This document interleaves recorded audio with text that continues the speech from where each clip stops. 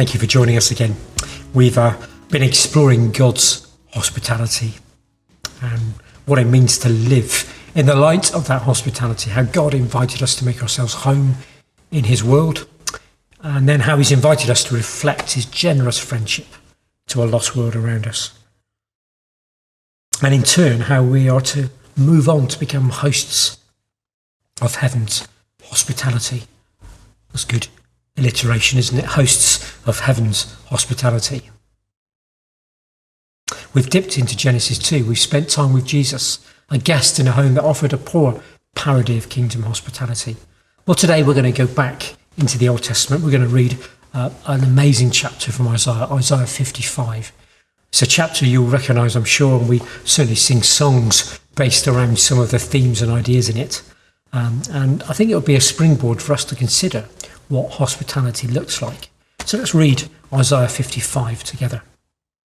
Come, all you who are thirsty, come to the waters. And you who have no money, come buy and eat. Come buy wine and milk, without money, without cost. Why spend money on what is not bread, and your labour on what does not satisfy? Listen to me and eat what is good, and you will delight in the richest of fare. Give ear and come to me. Listen that you may live.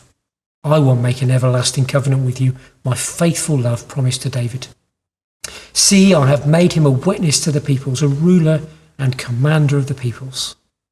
Surely you will summon nations you know not, and nations you do not know will come running to you because of the Lord your God, the Holy One of Israel, for he has endowed you with splendour. Seek the Lord while he might be found. Call on him while he is near. Let the wicked forsake their ways and the unrighteous their thoughts. Let them turn to the Lord, and he will have mercy on them, and to our God, for he will freely pardon. For my thoughts are not your thoughts, neither are your ways my ways, declares the Lord. As the heavens are higher than the earth, so are my ways higher than your ways, my thoughts than your thoughts. As the rain and the snow come down from heaven, and do not return to it without watering the earth, and making it bud and flourish, so that it yields seed for the sower and bread for the eater. So is my word that goes out from my mouth. It will not return empty, but will accomplish what I desire and achieve the purpose for which I sent it. You will go out in joy, be led forth in peace. The mountains and the hills will burst into song before you, and all the trees of the field will clap their hands, and instead of the thorn bush will grow the juniper, and instead of briars the myrtle will grow. This will be for the Lord's renown, for an everlasting sign that will endure forever. Well, firstly, when we think about hospitality, it of course starts with an invitation. Isaiah 55 says, "Come, all you who are thirsty, come to the waters. You have no money, come buy and eat. Come buy wine and milk without money and without cost." I don't know if you like invitations, but I'm sure if you think back over your life, you'll remember that special invitation you received, how exciting it was. Perhaps you'll also have the experience of the pain of not receiving an invitation. Maybe others around you being invited to some kind of event, but you being left out. I've certainly had that experience. In Genesis, God invited humans to make themselves at home in his creation, to join him in his work.